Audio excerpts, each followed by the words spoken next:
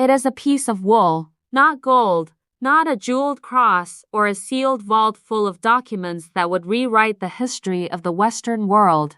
Just wool, dark with age and fragile in the way that things get when they have spent 7 centuries in the waterlogged earth of a small Nova Scotia island, waiting for someone with enough stubbornness and enough technology to finally pull it into the light. But the moment the lab results came back on that wool, the moment the radiocarbon date landed on the table, and the textile analysts finished their comparison and the team understood what they were actually holding, everything changed. Because this piece of fabric is not just old, it is precisely, specifically, uncomfortably old in a way that places it in a single historical window, woven in a tradition that connects it to a single organizational network, found in a context that rules out every explanation, except the one that this island has been building toward for decades. 700 years old.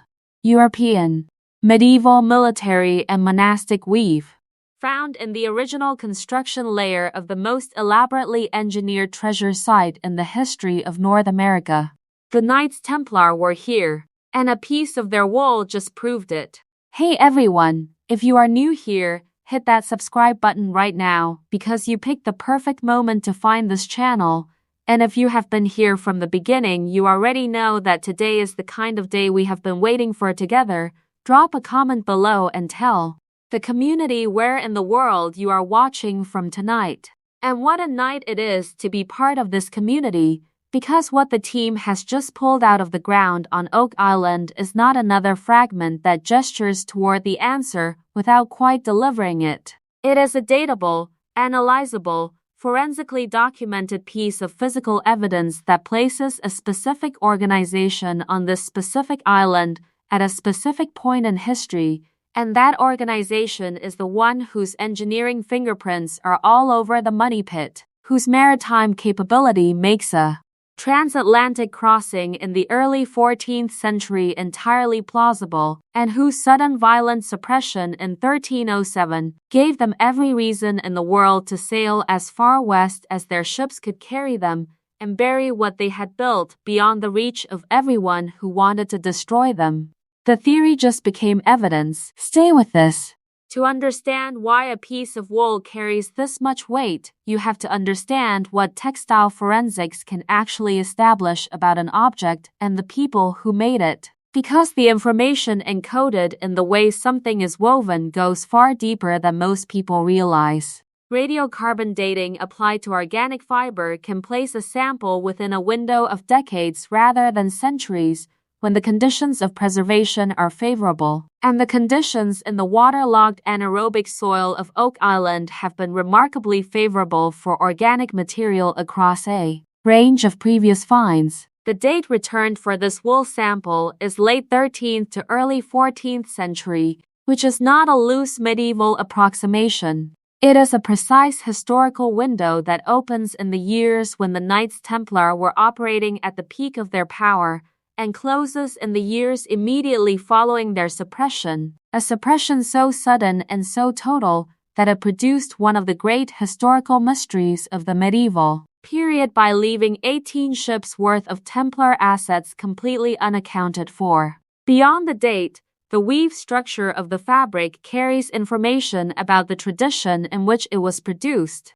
Different regions and different institutions in medieval Europe developed distinctive textile techniques that functioned as signatures, and the weave pattern of the Oak Island wool is consistent with the production methods documented at Templar preceptories in Western Europe. The fiber composition points to sheep breeds associated with the Atlantic coast of France and the British Isles, and the finishing of the cloth, the way the edges were treated, and the density of the weave reflects the practical durability standards of an organization that made fabric for people working in demanding conditions far from reliable supply lines. The analysts who examined the sample did so without knowing where it came from. That matters enormously. A blind analysis removes the possibility of confirmation bias and ensures that the conclusions reflect the evidence rather than the hopes of the people who commissioned the study. And the conclusion of that blind analysis was that this wool is consistent in date, weave, fiber composition, and finishing with textile production in the Templar network of the early 14th century. That is not a casual finding.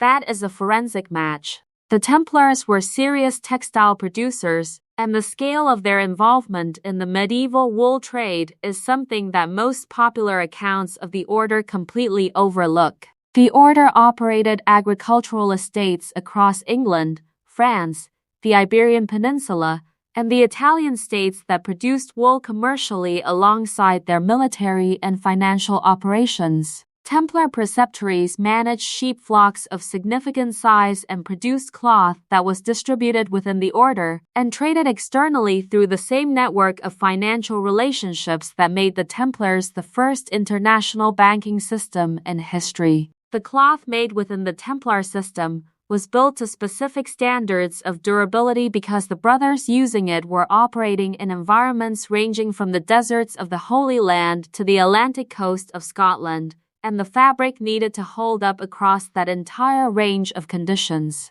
without access to easy replacement. The practical, durable, consistently produced textile that emerges from Templar archaeological contexts in Europe is the same type of textile that the Oak Island sample matches. Not approximately, not in a way that requires generous interpretation.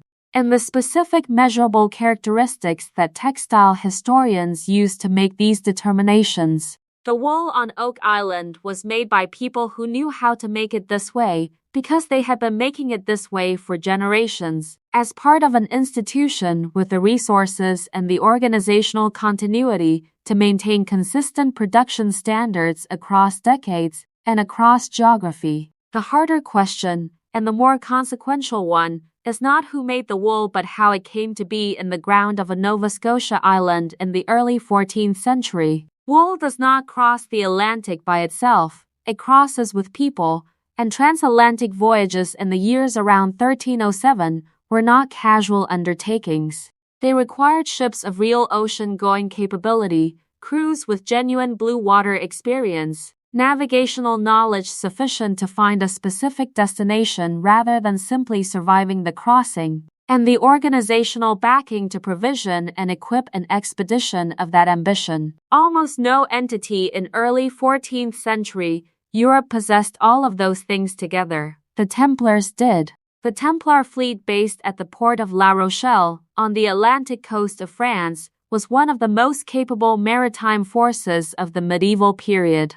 The order had been operating in Atlantic waters for generations and had developed both the vessels and the navigational expertise that Atlantic sailing demanded. When Philip IV of France moved against the order on the 13th of October 1307, ordering the simultaneous arrest of every Templar in France in a coordinated operation designed to prevent exactly the kind of asset flight that he feared, the La Rochelle fleet was not captured. 18 ships, loaded with whatever the order chose to prioritize and whatever time the inner circle had to prepare, left that port and vanished from the historical record entirely. No subsequent document names their destination. No contemporary account reports their arrival at any European port. No record of their cargo survives in any archive that historians have so far been able to access. They sailed west into the Atlantic and they did not come back, and for 7 centuries the question of where they went has remained genuinely open. The wool in the ground of Oak Island is the most direct physical answer to that question that any excavation has yet produced.